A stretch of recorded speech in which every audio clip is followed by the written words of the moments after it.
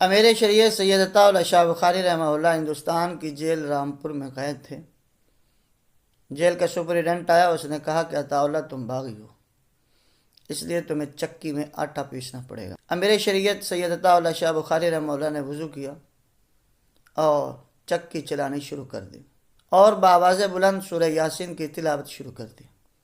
ان کے بارے میں مشہور ہے کہ جب وہ قرآن مجید پڑھتے تھے تو پرندے بھی ان کی تلاوت کو جھوم جھوم کر سنتے تھے۔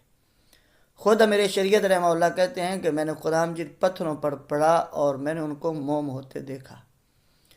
امیر شریعت رحمہ اللہ نے جب قرآن مجید کی تلاوت شروع کی تو جیل کا سپرنٹینڈنٹ آ کر کے حضرت امیر شریعت کے پاس رونے لگا اور کہنے لگا، عطا اللہ تمہیں تمہارے نبی کا واسطہ دیتا ہوں، قرآن مجید پڑھنا بند کر دو، اس لیے کہ مجھے خطرہ ہے کہ تمہارے قرآن مجید کی تلاوت سے کہیں میرا دل پھٹ نہ جائے۔